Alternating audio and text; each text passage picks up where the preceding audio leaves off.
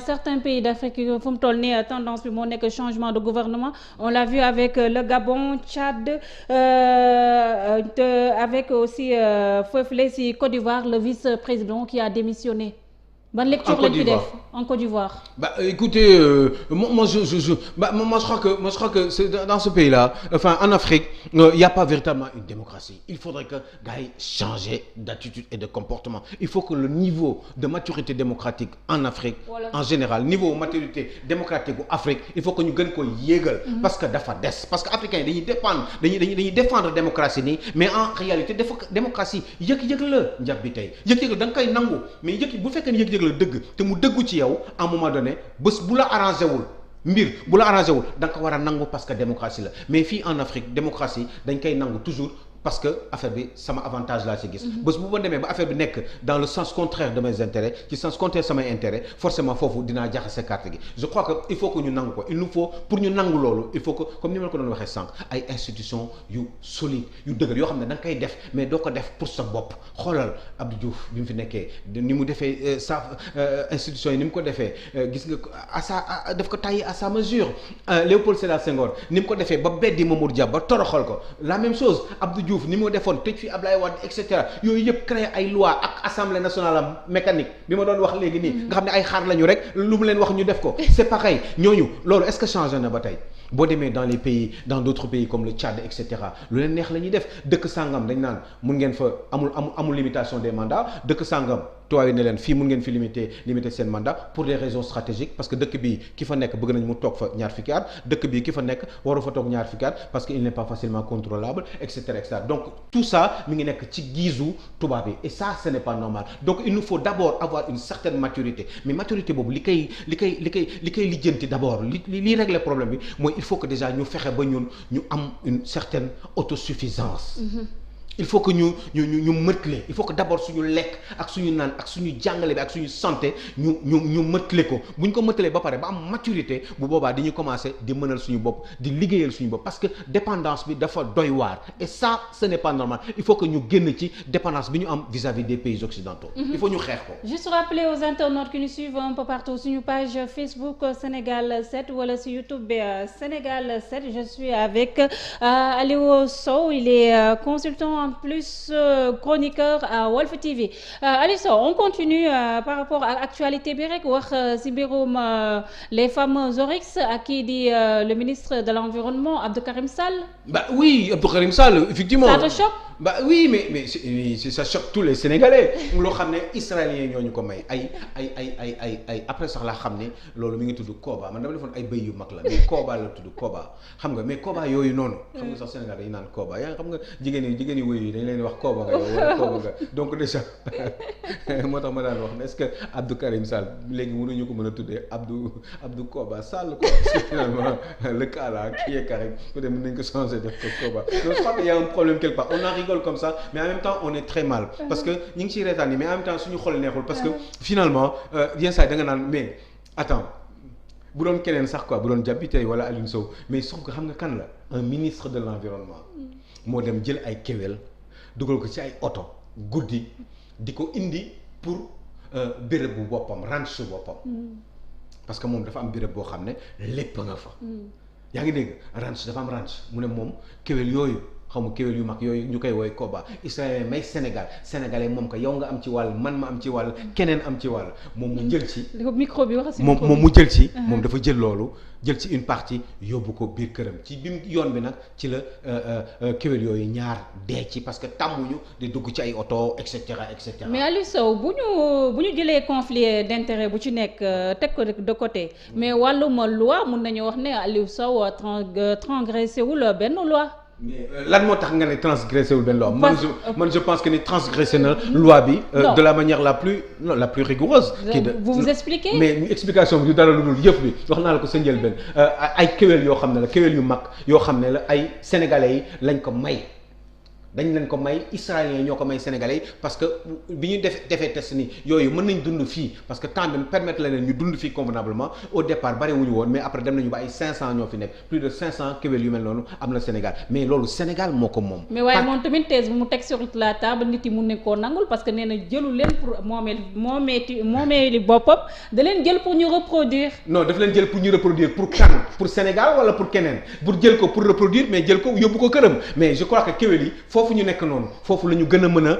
reproduire et puis foofu la ñu gën a mën a nekk à l'aise parce que environnement boobu la ñu xam mais ce n'est pas vrai c'est un menteur li mu wax du dëgg li mu wax du dëgg jëlu ko pour boppam mais loolu mooy lan bu nekkul woon ministre de la République dina ko def bu nekkul woon ministre de l'environnement est-ce que dina ko def c'est parce que ministre la moo tax mu def lu ko neex moo tax mu joxe ay ordre jël loo xam ne moom moomu ko Sénégal la ko moom dañ ko jox liggéey ne ko jàppal Sénégal moo ko jox liggéey te Sénégal dafa voteel benn nit ne ko yow la ñuy yaakaar ci juróomi at yi muy Macky Sall am yaakaar ci moom jël ko teg ko ci poste boobu pour mu liggéeyal réew mi liggéeyal bàyyi xel ci gàncax gi bàyyi xel ci alam yi bàyyi xel ci suñu suuf yi bàyyi xel ci lu bari protéger le territoire sénégalais ak yi nga xam ne mooy ay mala yi nekk ci réew mi. moom mu ne moom loolu dina ko def waaye am na yoo xam ne il faut mu jël ko pour moom waru ko jël parce que amul droit jël ko bu fekkee ne daf leen bëgg a protéger wala mu bëgg leen toppatoo wala mu am lu mu leen bëgg a defal wala mu am lu mu leen yéene mun na ko def parce que am na ñoo xam ne loolu mooy seen liggéey ci béréb boobee mala yi nekk moom amul woon droit jël ko guddi la ko def. amaana xëj na sax ñaar yi bu ñu deewul woon xëj na kenn du ko yëg. et le mutisme du président de la République si mbir mi. moi je pense que ni ñaari mbir moo am ou président bi jëppi na ko ba xamul fu mu koy def. fu mu koy jaar ou alors président bi nee na garaawul mais je ne pense pas que ni président bi war na mën a ne garaawul parce que ñëpp xam nañ ni Abdou Karim Sall loolu mu jël moomu ko Sénégal moo ko moom jàpp yow am nga ci wàll. man la koy wax léegi. d'accord sa yëf la yëfu Sénégal la suñu yëf la dañ ko fi teg parce que pour Sénégal la pour mu développer wu ci zone boobu ñu ko indi parce que israéliens ñoo ñu ko bay jëluñu ko may ko moom su nekkul woon ministre de la République du ko mës a am. du ko mës a ñeme te lii mu def c'est parce que position bi mu nekk moo tax mu def ko. mais c'est extraordinaire on est dans quel pays ban dëkk lañ nekk. man dama nekk ministre man dama jël mbir mi joxe autorisation jël ci un certain nombre yóbbu ko sama kër mais ci ban loi la ko teg. fan la ko teg xam nga du wax kooku ñemewul taxaw fi jàkkaarloog man di wax loolu te ñemewul taxaw Sénégalais xam nga on est dans un pays ndeysaan fi démocratie amu fi bu doon yenn dëkk yi moom ci boppam par force dina ñëw jàkkaarloog ay presse pour expliquer wu mais du ko mës a def. il va continuer à faire de la manipulation parce que démb gis naa xaw ma bërki démb mu naan affaire politique la. c'est de la manipulation politique wala ay paroles politiques la ñi koy xas affaire politique politicienne la ñu bëgg a def loolu moo tax mais yëfu Sénégal nga jël yëfu Sénégal amaana sax est-ce que kii waruñu ko traiter de sàcckat parce que da ko doon sàcc parce que li mu jël moomu ko Sénégal la ko sàcc. mais au-delà de ces oryx est-ce que mbirum Abdou Karim Sall bi mënu see am jàngat rapport bu ñu suñu autorité am ak moomeeli askan bi. mais oui mais mooy li ma la expliqué xam nga Abdou Karim Sall tey bu demee ba taxaw di wax ni moom mooy askan bi rek moom mi ngi yaakaar ni loolu moom moo ko moom mooy ministre de l'environnement Macky Sall moo ko fi teg kon moom loolu am na ci wàll yëfam la war na ko jël yóbbu ko biir këram mi ngi jaawale dañ ko dénk pour mu def benn liggéey parce que ministère de l'environnement moom moo war a topp mbirum alal bi àll beek yu demee noonu loolu lañ ko wax pour mu liggéey bu fekkee dafa am ay mala yoo xam ne dañoo am ay problème wala yu demee noonu moom ci yooyu la war a gëstu garab yeeg et cetera yu demee noonu ci yooyu la war a bàyyi xel mais pas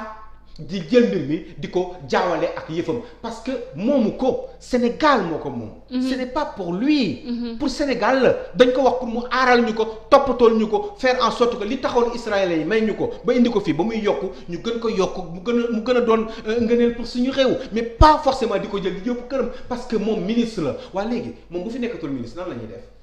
moom tey jii nii bu yàlla defee nekkatul ministre de l'environnement lan la ñuy def.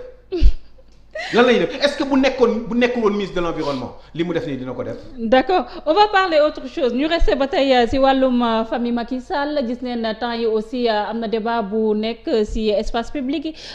saaga ci selo yi ak divergence yu mu am ak seen waay parti ñu dem ba dàq ko ban jàngat nga am ci lecture ci lu xew au niveau de l'APR ba mbir mi ñëw nekk au centre du débat politique. xam nga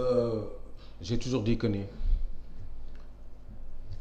APR armée mexicaine la APR du parti politique am nañu récépissé rek mais c'est un mouvement qui a obtenu un récépissé de parti mais politique. non mais non Aliou Sow non je suis pas d'accord APR moo mën de former partem nekk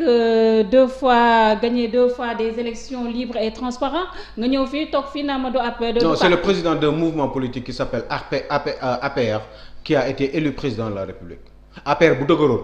Macky Sall du dem wuti ay wallu ci yeneen def créer Benno Bokk Yaakaar Macky Sall def ko une fois defaat ko une deuxième fois pour son deuxième mandat Macky Sall ci boppam xam na ni waa APR tekkiwuñu dara. Macky Sall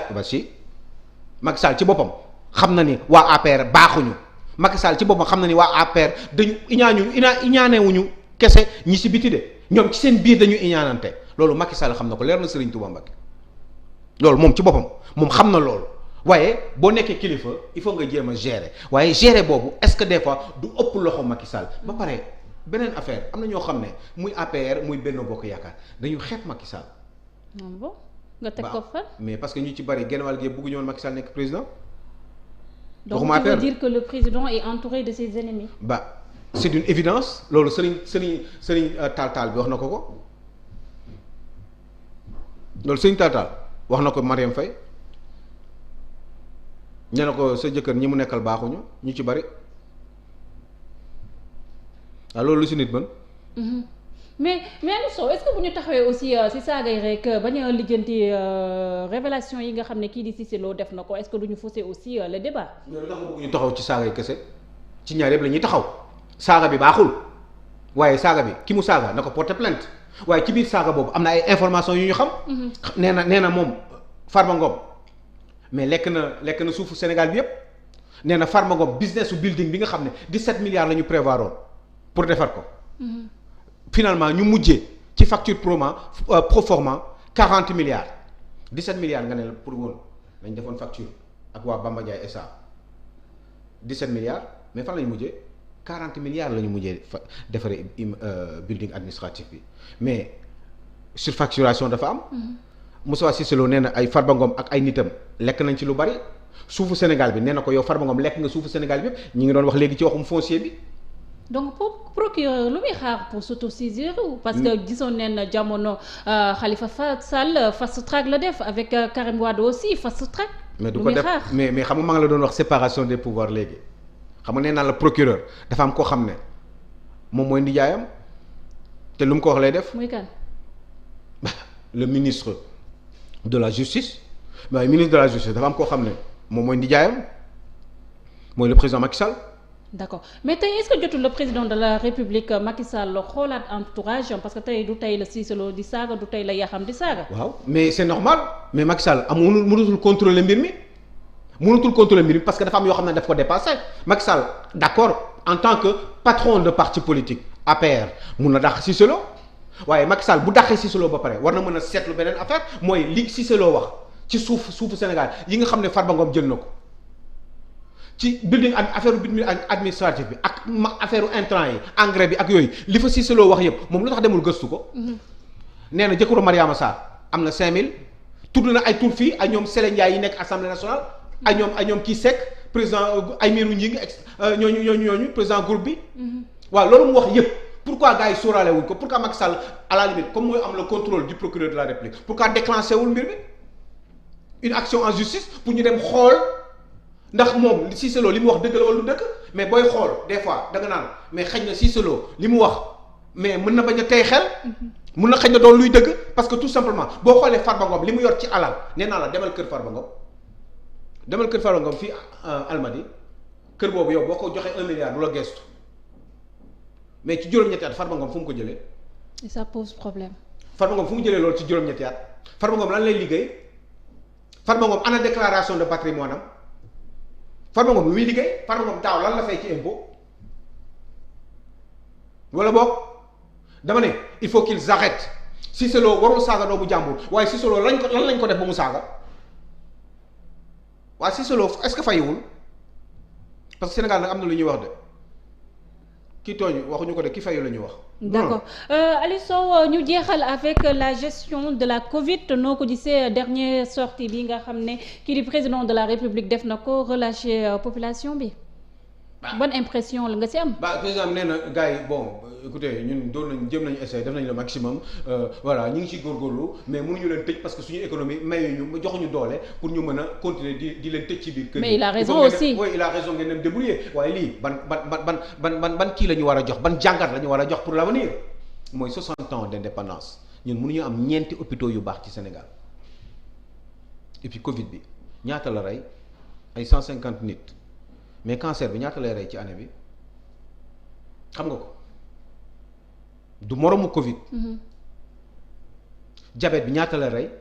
am na ñoo xam ne mënuñu dialyse. am na ñoo xam ne mënuñu dialyse am na ñoo xam ne cette semaine dinañ dee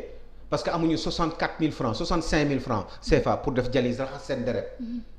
parce que seen deret li ko war roñoo bi ko waroon raxas mënatu ko léegi dafa am machine bu koy def ñu soxla kit boo xam ne dañ ko soxla ñetti yoon ci semaine bi benn bu nekk 65 000 la. nit ku am diabète chronique soxla na 8 millions de francs CFA par an. état bi pourquoi du leen jël en charge il y a 20 000 dialysés chroniques au Sénégal. genn wàll gi dañuy dee déwén du ma yàlla du ma yonent waaye dama ne genn wàll gi dañuy dee. ñooñu li ñuy rey Covid 19 bi reyul xaajaati xaaj bi. donc la Covid dafa ñëw rek mettre à nu tout le tard du système les difficultés du système sanitaire sénégalais. Et loolu il faut que. et financier aussi 150 milliards pour defar benn stade 150 milliards. pour defar benn stade ñaata région la ñu am Sénégal du 14. bu ñu bàyyee 4 grandes régions yi nga xam ne am na ay hôpitaux yu mag ñu jël 10 régions au Sénégal def ci hôpitaux de niveau 4 ou 5. mën na bu nekk 15 milliards. nit ñi femmes yi dootuñu demati di accoucher di jël ay saret. centre de santé yi dañ leen defar am na ñoo xam ne saret la ñuy jël pour dem accoucher am ñoo xam ne ci yoon bi la ñuy dee. donc après Covid bi est-ce que tey jotul le président de la République wala beneen président bu fi toog. revoir cette politique. mais la politique sanitaire au Sénégal. il faut que mu xoolaat ko mettre de l'argent de côté avant Covid bi di ñëw. ministère de la santé budget bi wàññi nañ ko 9 milliards à 10 milliards est-ce que c'est normal. est-ce que c'est normal moi je pense que ni dëkk pour mu taxaw il faut ñett il faut la sécurité. il faut la santé il faut l'éducation mais il faut le bien-être dañu war a lekk ba suur mais njàpp est-ce que tu sais qu'il y a des gens qui ñoo xam ne du ñu lekk ba suur. c'est vrai. est-ce que tu sais que gars yi di jaay fonde yi maire yi di jaay fonde nii si dëkk bi est-ce que xam nga ni fonde boobu ñuy jaay fonde bi ñu ko daan jaay dañu si daan def suukar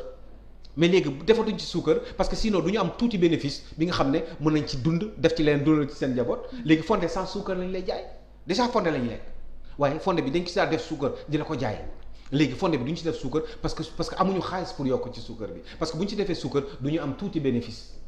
bi tax ñuy jaay loolu. les gens sont fatigués va à Keur Massar va ci Badiounar yi nekk Pikine ci ginnaaw va à Sébikotane va dans les provinces de ce pays les gens crèvent la dalle nit ñi dañu sonn nit ñi coobuñu ñi lekkuñu nit ci naan ñu les Sénégalais sont fatigués dëkk boobu ngay gis ay. ministre de la République ak ay directeurs généraux yoo xam ne dañuy gaare ñeenti 4x4 bu su nekk 90 millions lay jar ci seen buntu kër. est-ce que c'est normal est-ce que ministre de la République wala DG d'une société nationale de ce pays war na mën a am même confort qu'un ministre de la République française wala un ministre suédois warul nekk ce pays est pauvre ministre yi ak DG yi dañu waroon nekk au même niveau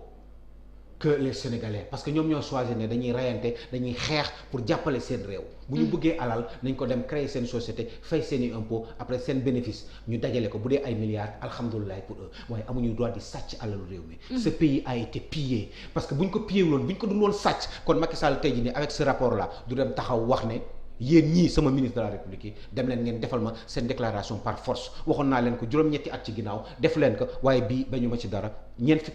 fukki fan ak juróom 45 jours laa leen may pour ngeen def ko est-ce que dinañ ko def loolu mooy véritablement la question.